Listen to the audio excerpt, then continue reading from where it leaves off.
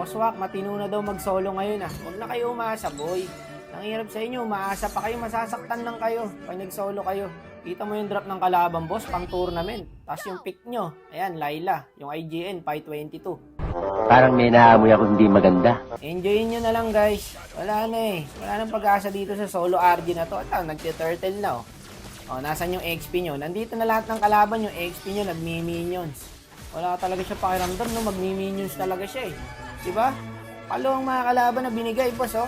Tapos ang gagawin niyang XP, pag wala na siyang kasama, tsaka siya susugod. Ay, sumugod mag-isa, di ba? Sabi sa inyo eh. Abisado ko na yan. Intindihin nyo na lang guys, kasi may mga ganyang player pa rin talaga. Yung hindi nila alam yung first turtle rotation pag XP. Hindi talaga palakasan ng swerte dito sa solo, boss. Palakasan ng malas. No? Pag may naampi kang matitino, swerte ka. Pag namalas-malas ka naman ng kampe tulad nito, enjoy mo na lang. Ganun lang naman eh, di ba? Tawag na kayo makipag-away guys. Huwag nyo ugaliin yung ganun, yung lagi kayo nakikipag-away sa random. Tanggapin nyo, talo kung talo. Sobrang dikit na ng laban na to. 6 minutes pa lang, 479 standing. Talagang i-enjoyin mo na lang, boss eh. Wala kang magagawa. Kahit pro player ka dito, di mo mabubuhat to. Nagsosurrender na nga yung kampe, boss oh. Ang hihina ng loob ng mga to, pangalawang turtle pa nga lang, ayaw na maglaro. Pero gusto na mag-surrender. Huwag kayo mag-solo guys, pag ganito yung ugali nyo, kung gusto nyo palagi panalo. Lagi hindi pwede sa solo yan. Ang solo talaga lamang talo. Enjoyin mo pa rin kahit umaapoy ka na sa loob-loob mo. Dapat to, kung sino yung P dito sa solo, yung pa yung naninisi. 7 deaths yung dirot, sabi niya sa Layla. Meron pala Layla, lala. Sinisisi niya yung Layla, 5 deaths lang yung Layla, siya 7 deaths. Kaya kumukuha ng lakas ng loob, boss.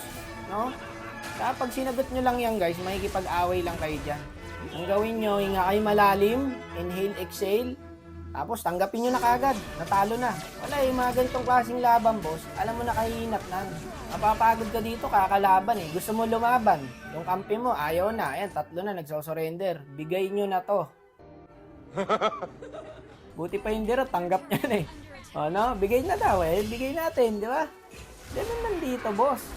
Tanggapin mo ang pagkatalo. At least, yun ang maganda sa random, no? Pag alam na nilang talo na, bigay na. Yung iba kasi dyan, alam na nilang kaibigan lang ang turing sa kanila, ayaw pa rin bumitaw. Anong point? Ang point, sinaktan mo ko.